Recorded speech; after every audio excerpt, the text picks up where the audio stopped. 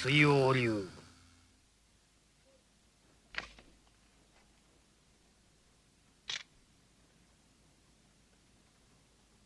最上一刀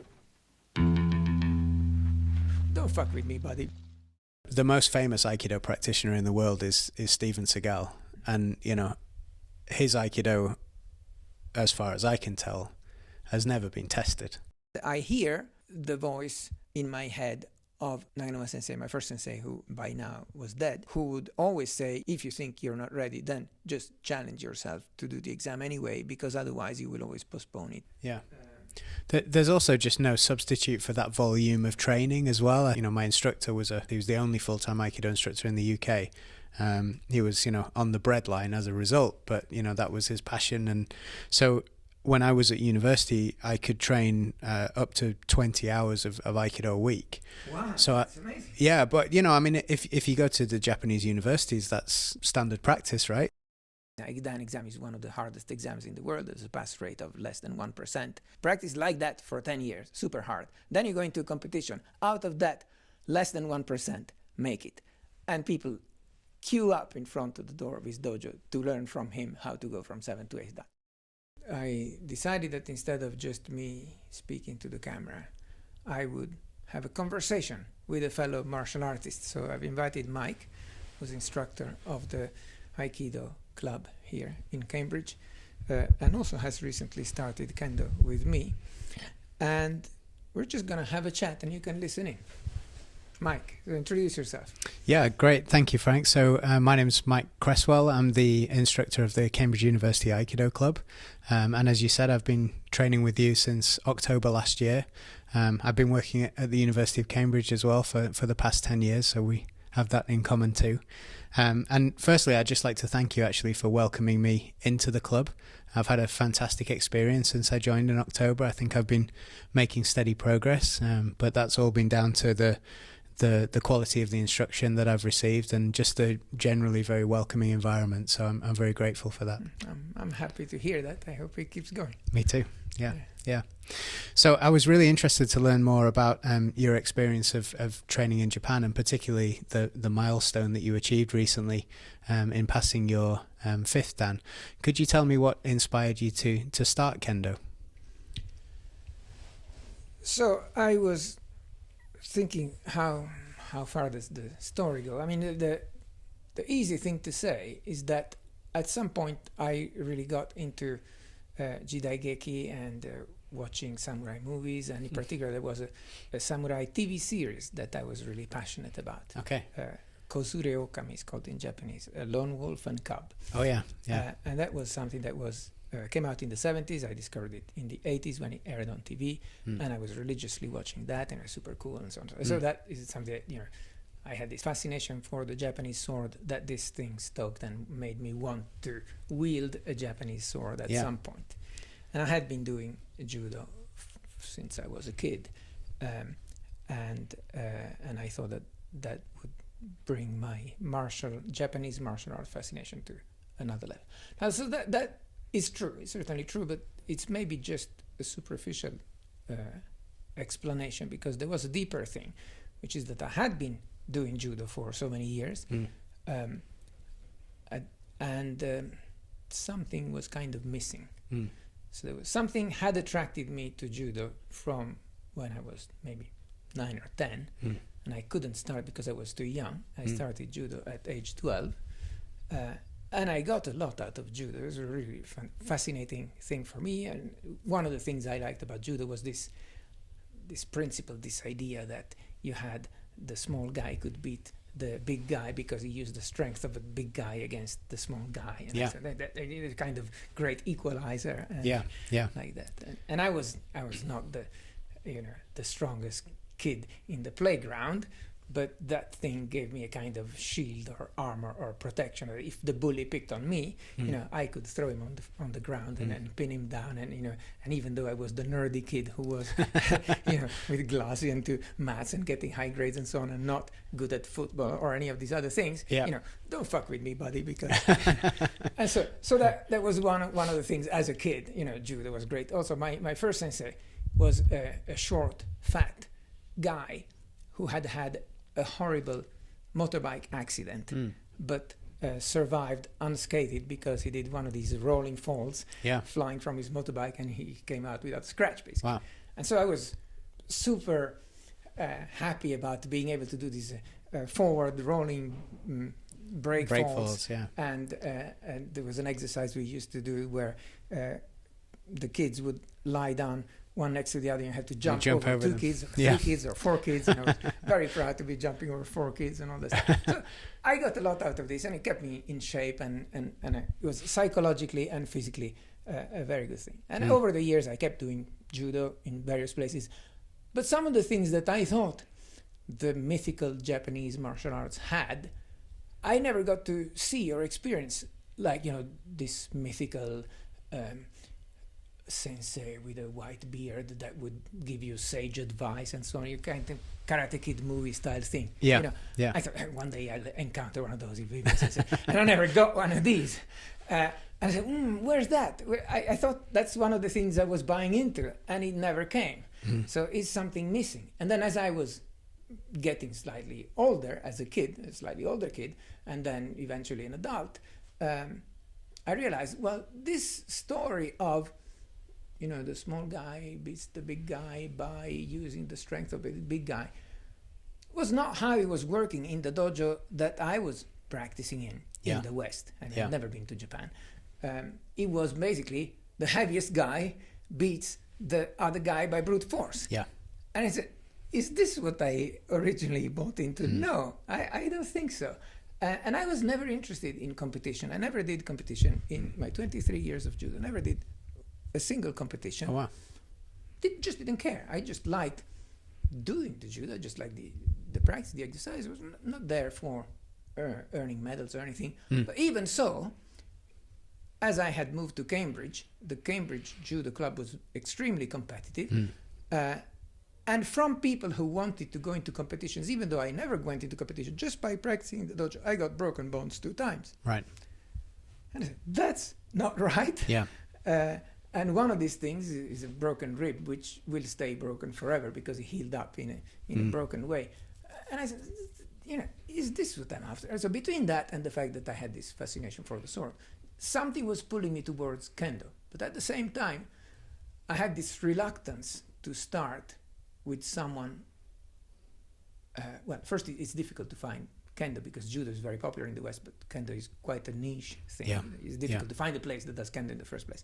But then, if I found a place, how would I know if the guy is just a charlatan who prints something out of the menu of a Chinese restaurant, puts it on the wall as his diploma, or someone who actually knows his shit? Because I don't know, so I can't tell the difference. I didn't want to start with a bad teacher because then I would just pick up bad habits that would take me years to undo. So, I kind of wanted, but always parked that idea for about 10 years. So imagine that. For 10 years, I wanted to start kendo, never started. Then at some point, it so happened, serendipitously in life, what happened was that I won some kind of fairly competitive event that sent me, not a sporting event, but an academic competition that awarded me with an industrial fellowship, and I could spend 1 year in Japan as a researcher, pay the top salary and great stuff. So I go to Japan, first time in my life, and I have this thing. It was not a job interview because I had already been awarded the place. We wasn't, get to know the place before coming in and settling in there the next month. And one of the first things I ask is, okay, we're in Japan. Is there a place near here that I can do kendo? And the answer was, this was a big industrial, the world research headquarters of a major Japanese multinational. And they said, in this complex, we have several sports facilities in various basketball courts and stuff like that. There's also a dojo, and there's the dojo, they do judo, they do kendo. So there's a community in the company. So excellent. You can practice in here. So I went there and I signed up, and basically I was told, you can practice every lunchtime. In the break, lunchtime break, if you manage your time, we practice kendo every day, plus the evenings. And so there were 2 evenings a week and 5 lunch times. And I said, I'm only here for a year. I want to get as much as I can. So I religiously practiced 7 times a week, 5 lunch times and 2 evenings. Every chance was, you saw me in the dojo. So that's how I started. Yeah, that's very interesting. I love that culture that they have in Japan of the Shakai-jin clubs. It's something that happens in Aikido as well, that, you know, there are clubs where, as you said, a company will provide martial arts facilities and instruction for its employees. I wish we had more of that kind of thing here. Yes. You need to reach critical mass, and then we'll be able to practice kendo lunchtime here as well. That's right. That's right. And as you know, I've also have a shodan in judo, and I started judo in my mid-30s, primarily because the style of aikido that I practice was created by someone who was already a ninth dan in judo. So Tomiki Kenji was a ninth dan under Kano in the Kodokan judo system, and he was sent to go and study from Ueshiba Morihei, who created what we call aikido today. And so the style of aikido that we practice has a lot in common with judo, particularly the competitive element. So I felt as an instructor, I ought to deepen my practice and my understanding of aikido by studying judo up to first dan. But I must admit I had a similar experience to you, that it was very injurious. In the first 6 months, you know, I was someone who knew very well how to break fall and had competed at, you know, reasonably well international level in aikido. But the first 6 months of judo I found very hard on my body. And then as I was getting towards Are the break downgrade, falls in aikido similar to those of judo? almost exactly the same. Yeah, I mean the biomechanics of judo and aikido are very similar. The only real difference is the distance. So judo, you're at grappling distance. Aikido, you're at what we call hand blade distance, so striking distance really. And then of course if you move one further distance out, then you're doing kendo.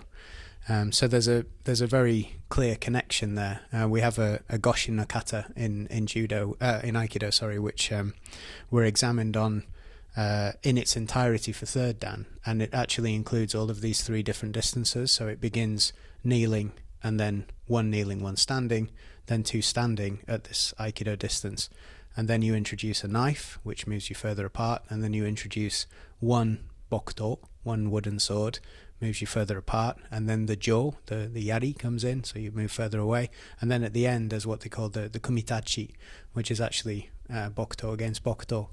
And part of my motivation, which I know from speaking to you before, you were interested to know, well, why did I start kendo? One of the reasons for that is that when I took my third dan examination, the only thing that I was really marked down on was the quality of my weapons work. And so, you know, I had that similar conversation with myself. Well, if I want to deepen my aikido practice, then I should really understand kendo a bit more. So now that you've done a little bit of kendo, just a few months, yeah, do you see that the sword work in kendo and the sword work in aikido are close or further apart, or how related? Well, I think the many of the movements in aikido come from sword work anyway, because at the time that the forerunner of the sort of the predecessor of aikido, which was called Daito Ryu Jujutsu, was created, you know, people who were practicing that would already know how to wield a sword. I think, you know, fundamentally the real point of aikido is you're a swordsman who loses your weapon. What are you going to do? So most of our time is spent working against an opponent who's carrying a blade, whether they're carrying a knife or a sword. And so we use the biomechanically strong shapes that are, you know, evidence-based to throw people. So there's a lot of crossover there. I think that the very small amount of kendo that I've done shows me that there are many similarities, but also things that, of course, because you're the sword specialist, you do much better. And so I can tell already that actually it's improving my aikido practice. It's certainly improving my ability to coach my own students by understanding more deeply, you know, where these things come from. Yeah. So my reference for kendo is always, I mean, kendo is clearly Japanese cultural heritage, and my belief is that the only way to do kendo properly is to learn from Japanese masters. So I've had, finally, after all these 10 years of seeking kendo, I could practice in Japan, and I found a master there who at the time was 6th dan, and in the time where we met he became 7th dan, and he became deepest friend, and, you know, a cross between an elder brother and a father in in age terms, and was an incredibly close relationship despite the language barrier. He could speak a bit of English, and so we really understood each other, and I could ask him anything, and he would guide me in my path of trying to get a little better in this. And now, unfortunately, he's dead, but I have an even more eminent teacher that I'm honored to have been accepted as a student of. And that's when, I understand that there are things I don't even understand about what I should be doing, but there's someone who can at least point me in the right direction. Yeah. So do you have this privilege for your Aikido path? I mean, certainly I've been very fortunate. I think similar to you, I was sort of interested in samurai films when I was a teenager. I'm a big fan of Mifune Toshiro and the Akira Kurosawa films. And actually, I won a prize when I was 16 for design and technology, and they gave me a book voucher, and I spent it on a book on Japanese swordsmanship. But I never even thought that I would be able to practice kendo or iaido or any of the sword arts. I grew up in a small village in the Yorkshire Dales. So the closest that I got to something like that was when I went to university in Sheffield. There was an Aikido club. And I joined knowing very little about Aikido. I think I'd read a book that someone had lent me on Aikido maybe the year before. It just so happened that the instructor of that club was at the time the national squad coach. He went on to become the technical director of the association in the UK, but he was also the first non-Japanese person ever to win the World Championships, and his instructor, much like you have a sort of direct connection to these very eminent instructors in Japan. My sensei's instructor is still the technical director of the Shotokan Aikido Federation in Japan, so he's the top guy in the world for the technical quality. So very early on I was having very high quality instruction. Ironically, when I moved to Japan in 2004, I went to the local Aikido dojo. I was on the JET program, so they put me in a school in sort of rural Japan, and the quality of Aikido was quite poor compared to what I was used to. So I actually, although I was in Japan, I actually stopped practicing Aikido, and I didn't come back for another 12 years. Yeah. But I got to practice other things. So are you still in touch with this first sensei who was the? Oh yeah. So he ran the club in Sheffield for 30 years. And then he decided that he would move to Japan to get his 7th Dan, which he did successfully last year. And he ended up meeting someone, and they're now getting married, and so he'll probably spend the rest of it. I mean, he's he's in his 60s now, but he may end up spending the rest of his life in Japan. Yeah. But how was your experience of training in Japan? How did you find that first year, for example, when you were on the industrial fellowship? So that first year was really educational and inspirational about the kind of community sense. So I went there, and the one who would become my sensei was an employee of the same company, but was not working in the same physical location, same complex. He was working somewhere else, and he would come there in the 2 evening practices we had per week from another site. But one who was working on the same site as me, who at the time was 4th Dan, and about my age, basically took me under his wing. So he was my senpai, and he said very early on, look, you have 1 year here. If you're actually as keen as you say you are, and you are going to come every lunchtime, and you're going to come to 2 evenings a week, and you're going to do everything I say, it is technically possible for you to take the exam of EQ sometime around after the summer. And if you pass that exam of EQ, there will be time. You need to practice for 3 months after EQ before you're allowed to take the Shodan exam. There's going to be one chance after that for you to do Shodan before you go back. So if you're serious about it, and if you're committing to doing everything that we just said, you could finish this year with Shodan before you go back to the UK. And I said, like, I've done judo for 23 years. I'm still only EQ, right? How am I going to get shodan in 1 year? Yeah. But, if that's the deal, I'm putting everything in. I mean, I'll do everything you say. Yeah. I'm here every lunchtime. I mean, no questions asked. So I did that. And a month or two in, this senpai of mine gets some injury, pulled muscle or something. That meant he could barely walk. Certainly couldn't do any kendo. He would still come there every damn lunchtime to train me. So, you do this, and puts up a menu, you do this, do this, do this. And of course I was total rubbish, but he could see that I was keeping up my part of the bargain. And he respected that even though I was rubbish, I was doing the best I could. Yeah. And he was fourth dan, which was, very much higher than the type of tuition I needed. I mean, I could have been instructed just as easily by someone who was first or second dan, but this guy, fourth dan, was giving me the genuine article. And then in the evening, I had this sensei who was sixth dan. And under this tutelage, I was not in a class. I was like the only beginner. In my age group, everybody else had, at least second or third dan.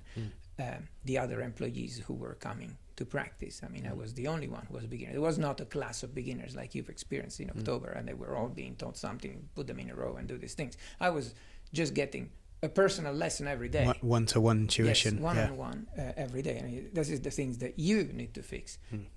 And I could see that, the senpai-kohai relationship, which I had, never heard of before, was something that was very much bi-directional. It was not like someone tells me what to do and I just do it. It was a relationship of two people who both commit.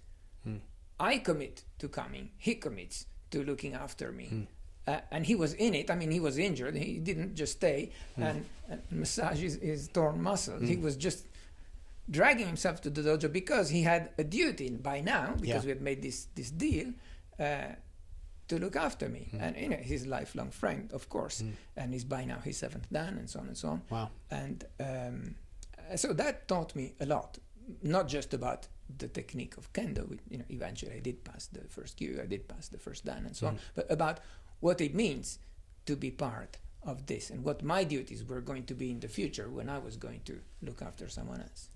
I really feel that from the senior students and the other instructors in the club here. Actually, I think that kohai senpai relationship is very clear. Of course, I'm sure that some of the newer students perhaps don't recognize that that's what's happening because they're not Japanese, so they're not familiar with that culture. But I can feel that in a way that I felt it in clubs in Japan in the past, and I hope the same is true of my own club as well. So on that journey from first to fifth dan, how many times did you go back to Japan? So what happened is that first year in Japan was like paradise for me. I had basically had a change of career at that time, and that was a break, a kind of, I was not an academic before that, but it was a kind of a sabbatical in the sense that, I changed stuff and I did something completely unrelated, a recharge and reboot of myself. And I took up a university lectureship. I was offered a university lectureship. I signed up for it just before going to Japan, and I actually started teaching just after I came back from Japan. Here in Cambridge? Here in Cambridge, yes. And so that was just after the end of my Cambridge PhD as a mature student.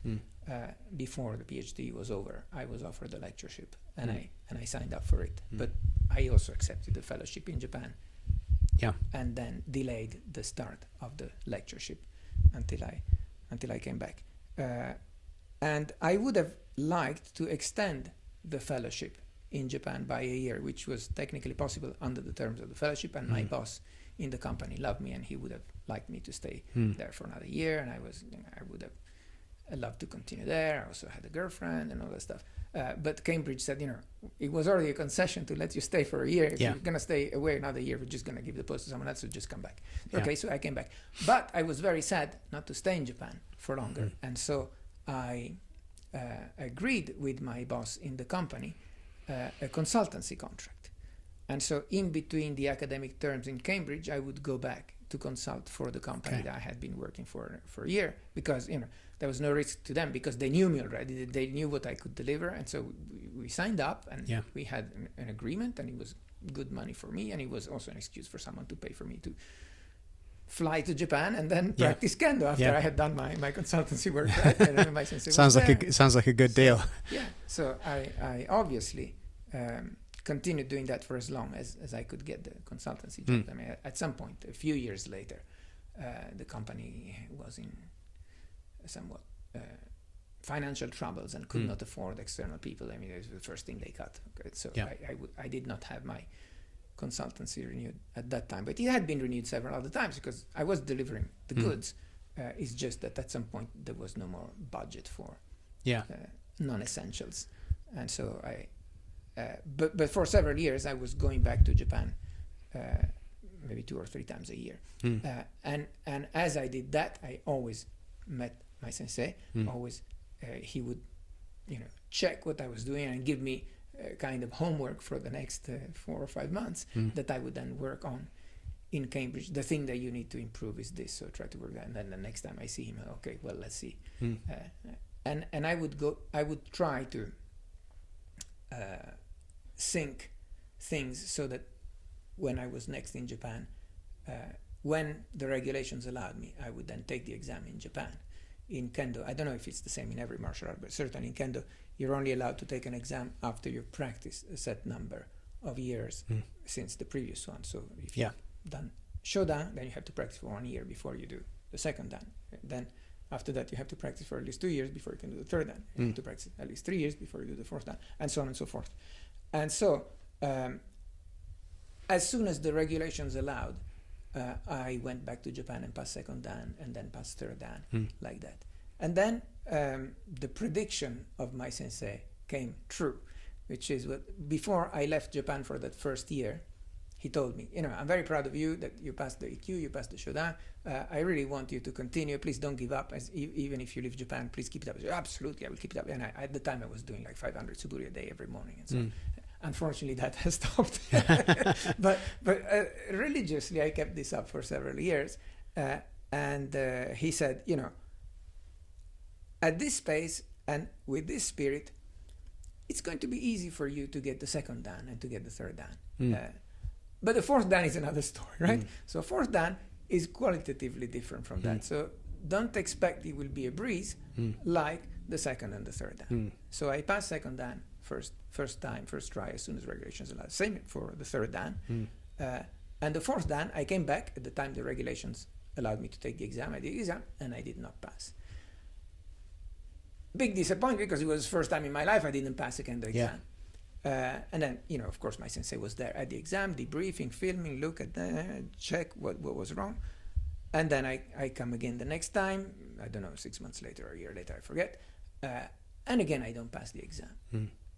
And so that happened a few times. And then sensei said, don't wait for the next time you're in Japan, because at the time I no longer had the consultancy, so it was harder to come as frequently as before. Said, if there's an exam in London, just do the exam in London. I said, oh no, but I want to have this unbroken record of all my grades. I got them in Japan. I said, don't worry about that. Just worry that you improve and you get the fourth dan. You have to work towards it. Otherwise, you'll just sit down and say, I will do it next time I go to Japan. You're not coming to Japan, so you don't do the exam. No, you have to challenge yourself. You have to do the exam. So the exam, I do the exam in London. I fail in London as well. And that several times. And in fact, interestingly, one time that one of my opponents, both third dan going for the fourth dan, then passed that time, and I was still, as the years go on, I was still third dan when he had reached the sixth dan. Wow. This guy. So this guy was much younger than me, and he was in the national squad and so on and so on. But, that is to say how long I was parked there in this plateau phase of me failing. Someone else had time to go from third dan to sixth dan in the time I was still third dan. But my sensei, who was super strong, he was the champion of his prefecture when he was in his 20s.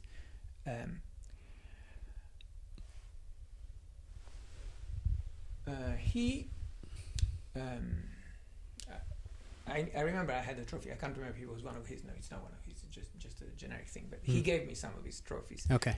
Before passing away, he gave me a kind of souvenir of him. Some Wow. of the trophies that he won. He had a whole shelf full Yeah. of trophies. Still though. That's, So he failed the third dan 20 times. wow. 20 times. Wow. So this guy was super strong competitor, Yeah. and he could get points, but the way he got points was too, young person, university style, aggressive but very poor form thing, which didn't allow him to progress in clean kendo. And so until he learned to clean this up, he was very strong in winning the Shiai, but he could not even get third dan, which even someone like me, who was total rubbish in comparison, I passed first time under his guidance. Of course, with age and maturity, he grew, and he passed 6 dan first time, he passed 7 dan first time, which of course are a million times harder than the third dan. But at the time, that's what it was. But he taught me this, don't give up.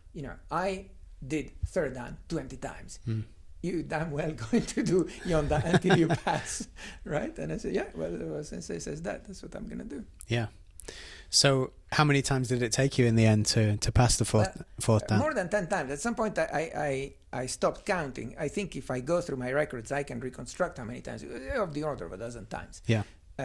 It was, I think I checked the dates of the certificates. It was 14 years between getting Sandan and getting Yondan. But what happened, the phase change, was that at some point, my sensei got some very serious illness, which nobody could figure out. Doctors didn't know what he had, and so on and so on. And he was getting bad and worse. And then finally a doctor said, this is a very rare thing which is caused by you inhaling some spores of bacteria from your men, from the men armor of kendo. So you have to stop kendo right now.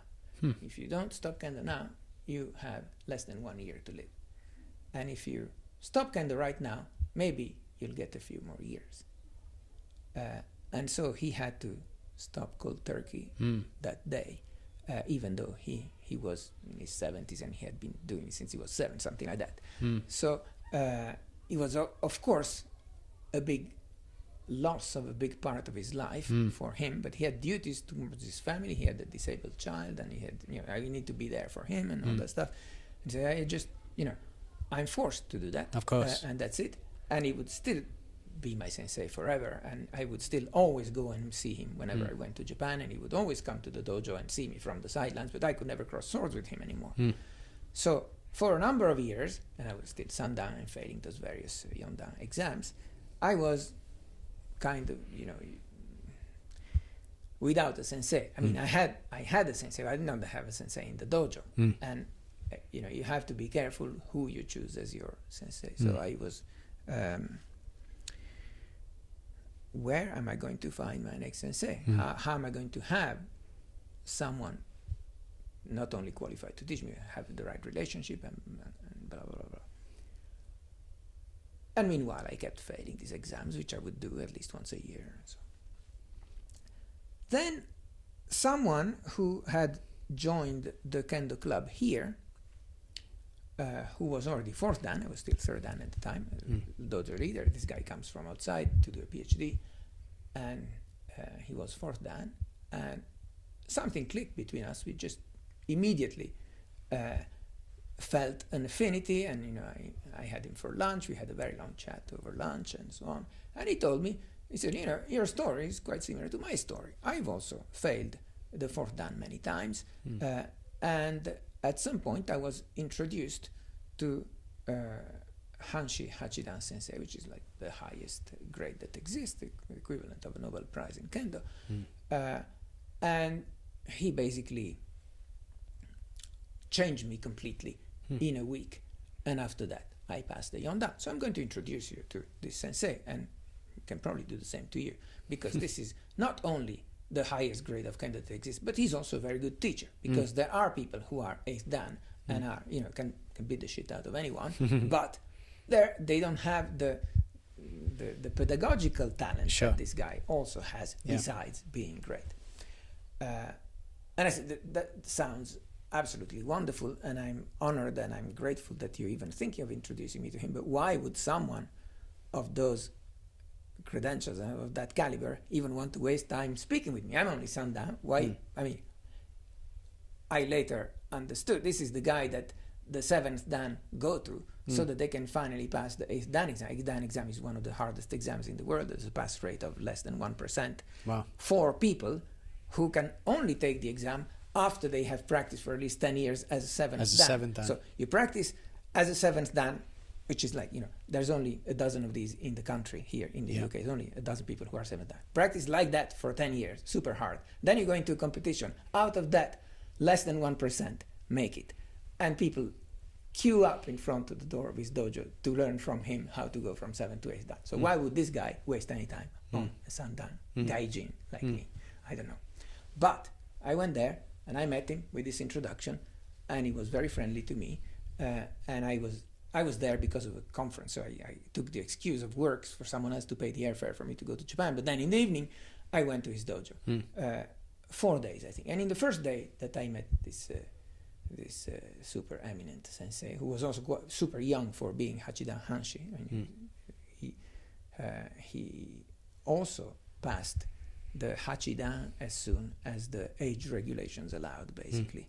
The youngest Hachidan you can be, and then pass Hanshi, which is something only a few Hachidan have. So anyway, this extraordinary teacher saw me in the dojo, looked at me. I mean, we had a little chat like this for half an hour before getting changed. We went into the dojo, looked at me, and gave me 3 or 4 very actionable, concrete things to change. Your fist is here, should be there. Your foot is here, it should be there. Your swing is like this, it should be like that. Very practical, nothing, no, grand story about seme and this and that. No. Just practical things. Move this by 2 centimeters this way. And the next day I see him, well, you're fine. If you do these small changes I said, you're basically there. You can pass for that. What's the big deal? So, well, the big deal is that I've been failing for 14 years, right? So, but this Hanshi Hachidan Sensei tells me things. Just suspend disbelief. Do everything he says. I mean, just be grateful that he speaks to you. Yeah. So I said, okay, well, I'll do whatever you say. And one of these things after kendo, we go to a restaurant and have further chats. And he said, when's the next time you could do the exam? And I said, well, this summer there's going to be a seminar in England. There's usually a summer seminar organized by the British Kendo Association, where they have invited 2 Hanshi Hachidan sensei from Japan to lead the seminar. And so I named this sensei that had been there.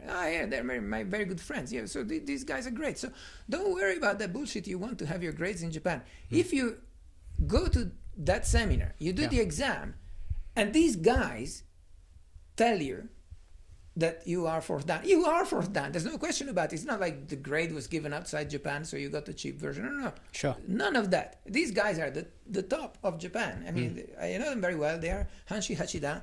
If they sign your certificate, it's the gold standard thing. So don't even think about it. Don't worry about where you get the job. Just do the exam. And you're right to do the exam. Just do the things I told you, and you can pass. So I said, okay, I sign up. So I signed up for the seminar, and I duly went to the seminar. And there could be a long story about the 4 days of the seminar and the ups and downs of that. But eventually, I did pass. Just the first time I did the exam after meeting this Hanshi Hachidan sensei. And before leaving Japan that time, I mustered up the courage of asking him, may I become your student? And, I mean, he does not speak English, so this was all through a senpai who was translating. So, is it okay? Does sensei think it's okay if I become his student? Because I've been without sensei for years, as I told him. And I'm still amazed, but he said yes. Wow. So he accepted me. I'm still not too sure why. Right? But I said, well, I'm going to repay you with the only currency I have, which is doing as much as I can towards honoring this instruction that I have the privilege of receiving from you. And so I would send him videos of what I was doing. He would say, you know, fix this, fix that, or, you know, then that's it. Then I'll tell you next time, because I can't comment on the video. So next time you come to Japan, I'll show you in the dojo what you should be doing. And then the pandemic happened, so I couldn't go to Japan for a number of years, and I was, you know, practicing in my back garden and stuff that with dummies that I had made and so on. And I did a certain technique, and he said, you know, your technique is too poor. Just stop doing it, because you're just too bad. When you come to Japan, I'll show you how you should do it. Just don't do it, otherwise you'll just ingrain a bad habit. So was that for a specific cut? it was for tsuki. For tsuki. So Okay. I'm very enthusiastic about tsuki ever since I saw the World Championship in Scotland, where Eiga Naoki won, the Korean captain in the Encho with this tsuki. It was like a famous event, and I was there in the audience, and I saw it live, and I was, wow, I want to do that. And so tsuki was something that I was very keen on. Okay. And I was practicing this tsuki, but then sensei said, you know, your tsuki is too bad. Don't do tsuki. Don't ingrain the bad habits. So I did what he said. I stopped practicing tsuki, even though I would have liked to. But the next time I went to Japan, which was after the pandemic, so years later, I said, Sensei, will you now teach me tsuki? Like you said, you're still too rubbish. Just concentrate on doing main. When you're a bit better, then we'll work on that. So yeah, I'm still waiting. That's so interesting that even now as a fifth dan, that there would be, you know, one of the 4 cuts that your sensei would say, oh, don't worry about that. Yes. So when did you meet that sensei? You said it was before the pandemic, 2019. Okay. And you've been studying with him ever since. Yes. And in that time, you've now successfully also passed your 5th dan as well, which I believe you also attempted a number of times. Well, the 5th dan, I really owe my 5th dan, besides my sensei, to this senpai who introduced me to him, this PhD student who came to Cambridge. Came to Cambridge for a PhD as a mature student, like not in my subject, but I mean, I owe him an incredible debt that I will never repay. This Azamat, a super good friend of mine, and someone who put me on a path of success that I could have never walked without his introduction and his encouragement. Did you say Azamat? Yes. Oh, I know Azamat. You know Azamat? I do, yeah. All So right. he also trained with the judo club. Oh yes, he did. Yeah, yes. yeah. So yes. I practiced judo with him. We did a number of competitions together. So we were both Q grades at the same time. He's a very strong judoka as well. Yeah, yeah. I knew he practiced kendo, but I didn't realize it was to such a high level. Well, he is a key to everything I've done since I've met him. First of all, because he introduced me to Toyomura Sensei, and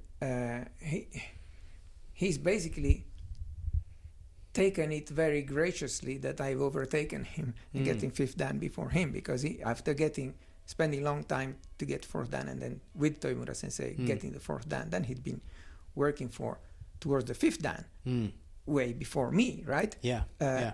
And then at some point he told me, look, it's now been 4 years since it's soon going to be 4 years since your 4th dan, you should be challenging 5th dan. And I was like, you must be joking, because most of these 4 years were the pandemic. I couldn't even go into the dojo. So how can I count that as 4 years of practice? It's 4 years of, doing suburi over Zoom with other people who wanted to keep up during. That's what we did. I mean, really, it was sessions over Zoom of people who wanted to keep up.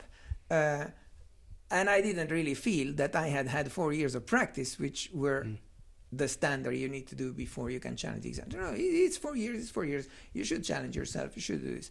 And so I consult with the Toyomura Sensei, and I say, I feel slightly arrogant to go for the 5th dan when I've barely been in the dojo for maybe a year and a half since my 4th dan. But on the other hand, I hear the voice in my head of Naganuma Sensei, my first sensei, who by now was dead, who would always say, if you think you're not ready, then just challenge yourself to do the exam anyway, because otherwise you will always postpone it, and just do it. The fact that you have signed up for the exam will force you to be better than you would if you just said, well, I'll wait until I'm ready. So So Sensei just very briefly said, yeah, I think the same as Naino Sensei, just do the exam. And so I did the exam as soon as the regulations allowed me to do after 4 years since the previous one in England at another similar seminar, and I did not pass. But it was Azamat who pushed me to do that. Said, I've been doing my Godin exam and failing, but now it's your turn. I mean, it's been 4 years. Start doing it. Actually, my senpai Azamat also received the 5th dan in kendo at an examination in Tokyo. And without him, I probably would have waited until I had clocked up 4 years in the dojo before even thinking of applying for the exam. So I did the exam and I failed it. And I get some feedback from the examiners. And some of it I understand, some of it I don't really quite realize the significance of. I mean, I understand it better now, but at the time I was not too sure what mattered in all that. Then I decide I'm going to go to Japan. The lockdown had finished by then. And I go to see Tomura Sensei for a week, practice with him for a week, and he's going to kind of fix me up. And then after that, I did another exam in London. So that would have been the end of 2023, something like that. And I failed it again. And then I had this arrangement of going to Japan for sabbatical for 3 months. And I said, well, this is a very difficult thing to arrange for me, to spend time in Japan, an extended period. Not just because it's difficult, a sabbatical you get every 6 years and so on, but also because with family, for all of us to be in Japan, then my wife has to arrange with her work, which is not an academic thing, so doesn't give sabbatical. So she basically had to quit her work and then pick up another work. After that, we wanted our daughter to spend time in Japan, so she would learn Japanese. My wife is Japanese, so we want our daughter to be fluent in Japanese as well. So we had to arrange with the school to let her be away from school for several months and blah, blah, blah. Anyway, all these things is like you have to line up all the planets before you can do it. And so that was a unique opportunity. And I said, well, I'm not going to let this happen without me doing as much kendo as I can. And so I was, another amazing privilege was I had been allowed to practice in a dojo where Toimura Sensei teaches, where basically most of the population is 7th dan. And there would be regularly 20, 30 people, of whom 80-90% were 7th dan. Wow. Like in a single session, there's more than the 7th dan you have in the whole country here. And I was allowed to practice with them. And of course, they would totally destroy me every time, right? I was only 4th dan. I was probably the most junior, except for maybe a couple of people who were lower grade than me, who had just started recently. But everybody else was, super, super strong, super experienced. And also, many of them were quite old. And again, I was incomparably poor with respect to all of them, but gradually I believe I started earning some respect when they saw that I was there every session. So there was the evening session was the main session 3 times a week, and then there was a kids session before the evening session, and in the morning there was a so-called ladies session. It was ladies session, the ladies would come to that, but there were also many men who went to that compatibly with work. I mean, ladies who were housewives were more likely to have free time in the morning than men who went to a day job and they would just come in the evening. But if there was someone who was maybe retired people, there were plenty of old age people in the morning who would come. Old age, 70, 80-year-old, still 7th dan, still beating the shit out of me. And I get to practice with all these people.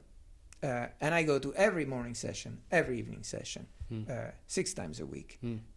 And I thought it's my privilege for these 3 months to take all the sessions. So every session that God puts in the calendar, I go to, right? And I didn't miss a single one, except when I had to go to the embassy to get some permit or something like that. That's the only times I missed, but otherwise I was always there. And I think that persistence, again, just like had happened 20, 25 years before, earned me a bit of respect despite my poor kendo. Factually, my kendo was very low level compared to theirs, but they respect, this is a guy he's a gaijin, and he doesn't speak Japanese, and his kendo is the level that it is, but he wants to learn, and he's doing what one can do in those circumstances to learn. And Yeah. you know, when it was snowing and there was only 3 people in the dojo, one of them was me, right?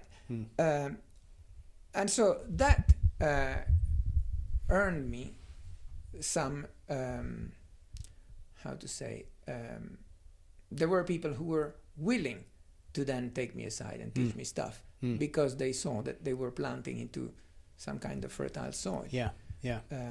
There's also just no substitute for that volume of training as well. I think, you know, one of the things that I was so fortunate to have when I first started Aikido was that, you know, my instructor was a full-time Aikido instructor. He was the only full-time Aikido instructor in the UK. He was, you know, on the breadline as a result, but, you know, that was his passion. And so when I was at university, I could train up to 20 hours of Aikido a week. Wow, so that's amazing. Yeah, but, you know, I mean, if you go to the Japanese universities, that's standard practice, right? You know, they finish school at, you know, they finish their classes at 4 p.m. and then they train until 8 or 9 p.m. 5-6 days a week. Yeah, so to do that outside Japan is absolutely, yeah. No, it was a real privilege. I mean, and surely you were one of the few students in Sheffield who did that. I don't think many people. Oh no, certainly. I think I was, you know, there were you know, a small number of us who were that applied. But as a result, I was able to get my first dan in 3 years, which, you know, was just about the fastest that you could do it in the UK.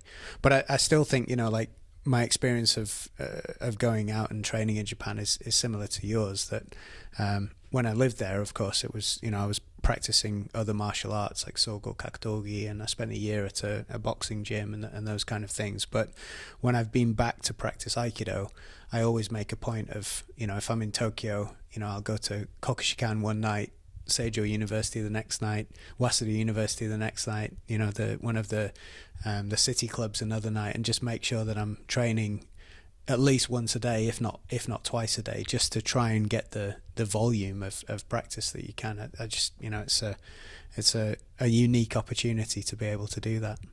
Do you need special introductions to go to these various places? Yes, but I think I'm fortunate enough with the connections I've made over the years, particularly through competition. There's a guy in Tokyo called Masa Abe Sensei, who actually is himself a university professor.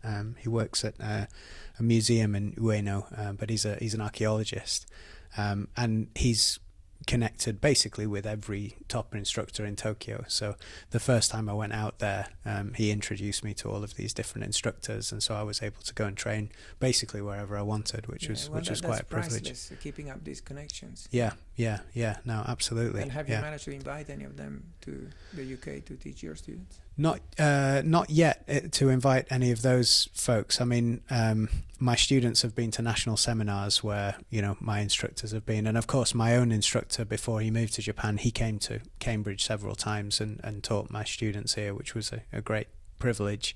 And I've certainly had other instructors from around the UK. Since I've been coaching the university club, I try to bring a guest instructor once in the Michaelmas term and then again in the Lent term. Just to share their expertise. So in December we had Fifth Dan from London, who at the moment is actually the highest, you know, among the highest graded instructors in the UK. I think we do have a Sixth Dan in Shotokan Aikido UK actually, but our association, you know, we're a bit sort of yeah. Well, I mean, yeah, I think. One of the frustrations I've always had with Aikido actually is that it is quite splintered, but that's almost in its DNA. You know, Ueshiba, in his wisdom, decided to pass the mantle of his Aikido to his son, who was not considered the strongest of practitioners, and so the other high-ranking, you know, very strong practitioners, Gozo Shioda and Tamiki Kenji, they split off and created their own things. So Shioda went off and created Yoshinkan, and Tamiki went off and created Shotokan. So this sort of, you know, this splintering tendency is kind of built into the DNA of Aikido somehow. Something that I'm quite, you know, I really think something that's particularly valuable about judo actually is that, you know, everyone essentially is, it's unified. You know, everyone looks the kano. If you want technical instruction, everyone goes to the Kodokan. How is it? It's the same in kendo. So that's the difference between kendo and, for example, iaido. Where iaido, there's still lots of different schools. There's officially a iaido from the Zenkenden, but there's so many links to various ryuha and so on, and everybody has their own extra style, the extra kata that they do besides the standard one. Whereas kendo is just, there's one kendo and that's it. Yeah. There's a lot to be said for that. I think, you know, particularly in sports. I mean, judo is an Olympic sport, so the participation is huge outside of Japan. Although, as I understand it, there are more people who practice kendo in Japan than practice judo. But for aikido being broken up into these different political organizations and not being an Olympic sport, it's quite hard to get a critical mass of people together to organize, you know, regional competitions, for example. National competition, international competition, no problem. But, you know, if you wanted to run a competition in Cambridge, you would basically have to open it up to the rest of the UK. Otherwise, you wouldn't have enough. Is it compatible, let's say, style-wise, to have competition between different branches of aikido, or do they have different rules of what to do? Well, actually, I suppose I'm kind of talking with my blinkers on, because I'm only talking about Shotokan Aikido, because that's the only, or Tamiki Aikido, because that's the only one of the four sort of main groups of Aikido, main styles of Aikido, which has competition. So other types of Aikido, what we call traditional Aikido, so the Aikikai being the biggest school in terms of representation, they don't even have competition. Right. Yeah, so you couldn't. No, you couldn't. Yeah. But, you know, I think, you know, for me, I mean, competition is a fundamental aspect of a modern Budo. You know, not so that you can win medals and, you know, and tell people how great you are, but because it's an empirical test. You know, it's the only opportunity really, whether it's randori in judo or randori in aikido or jigeko in kendo, shiai, you know, across all three. It's the only real way to test whether or not the things that you're practicing work, unless, of course, you have someone who's much more experienced and can look at your kendo or judo and aikido and tell you that it's no good. But I think you're 100% spot on. It took me many years to understand that. And as I said, I was never interested in doing competitions when I was practicing judo. And in kendo, I came to realize that it's very easy just to get a big head, you know, I am this big samurai like I've seen in the movies. If you're never tested against someone else who also tries to win against you, and you are only as good as what your sword actually does against a real opponent. And then that puts you down a few notches if you're just talking about the most famous Aikido practitioner in the world is Steven Seagal. And, you know, his Aikido, as far as I can tell, has never been tested, you know. So that's the way. I think he's sort of the extreme example of what happens when you don't create the conditions in which someone can be tested, and thereby their ego can be kept in check. But we could talk about that for another hour, I'm sure. We're both coaches of our respective university clubs, and I'm really interested to know what you think about you know, the benefits of practicing martial arts for university students. Well, there's so many dimensions that this answer could go into.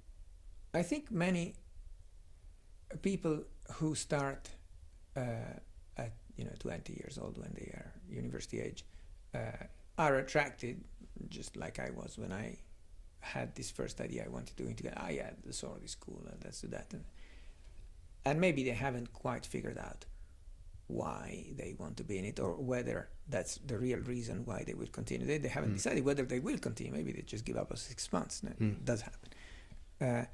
But even if they just do it without understanding why they are doing it, there's benefits to them. First of all, just physical exercise, movement, and so on. That's always a good thing, rather than sitting in front of the TV, eating popcorn and stuff like that. That's just very, very basic stuff. There's some element of exposure to this alien culture of Japan, because unlike my experience of judo in the West, where there was not much transmission of the Japanese culture.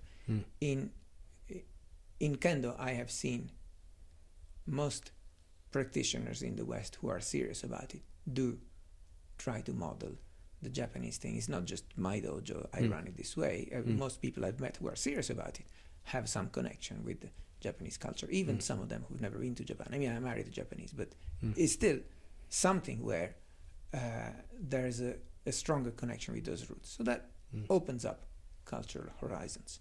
And then one thing that is meaningful to me is that I have found much more of a possibility of spiritual growth in kendo than I had found in judo as it was practiced with the half dozen sensei that I had practiced with, who were all Westerners, none of whom had been to Japan. And maybe because I've been blessed by having started under the tutelage of senior Japanese teachers, or maybe because it's more inherent in kendo, which refuses to be a sport, refuses to be an Olympic sport, and so on and so on, because it wants to have the emphasis on the do, the path, as opposed to the winning the competition. In any case, in my experience, and I'm glad that that was my experience, I have found kendo responds to this ideal principle of kendo. It is a way of disciplining the human character through the principles of the katan. And I have found that to be true for me, where you have a reproduction of a mortal duel, where it's serious, because you only have one chance. It's this mortal duel.